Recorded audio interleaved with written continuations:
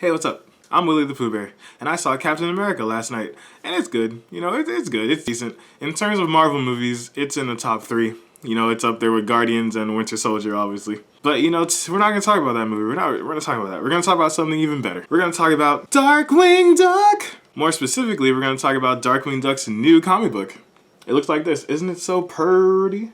It's a new comic book series that started last month, which isn't that far long ago. I just like to say last month. That sounds like it's so far, but it's not. So without further ado, let's talk about the comic book. Because this is way better than that movie. I'm just kidding.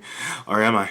If you're not a comic book reader, or if you find yourself stuck in that comic book limbo that we've all been in, then allow me to forcibly yank you out of it. Allow me to show you the terror that flaps in the night, the surprise in your cereal box. Darkwing Duck. If you couldn't tell by that shimmering soliloquy, I'm talking about the new Darkwing Duck comic book, which had its first issue in April, entitled Orange is the New Purple.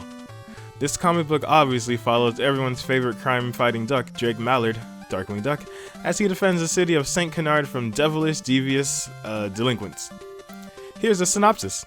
The terror that flaps in the night is back in this all-new, ongoing comic book series. Megavolt, Darkwing Duck's most electrifying nemesis, has been defeated once again, and is now locked up in St. Canard's new escape-proof prison. But is this all just a part of a more dastardly plan? This comic book has a feeling of the already amazing TV show, and if you remember everyone's voices like I do, then you'll have an even better time. All of the characters we grew to love, or hate depending on how you feel, are back. You know, like Launchpad McQuack, who still doesn't have his driver's license, Gosselin Mallard, who is his adopted daughter, and there's a very good story of how he adopted her in the show, and you should try to find it. And all the villains that you remember, and even some that you might not remember. Darkwing Duck actually had an impressive amount of villains that I never really noticed when I was little. That's probably because I was too busy trying to find out where Negaduck hid all his chainsaws. This comic book is pretty amazing, and I was sold the moment Darkwing said, "Once again, St. Canard's dauntless defender of decency derails another devious degenerate's deranged design." That line brought back so much nostalgia and good feelings, oh my gosh. So go out to your local comic book store and pick this one up, because I definitely will be every month. And you trust my judgment, right? This gets 8.5 flapping terrors in the night out of 10. So yes, 8.5 terrors flapping in the night out of 10. That's a pretty good score.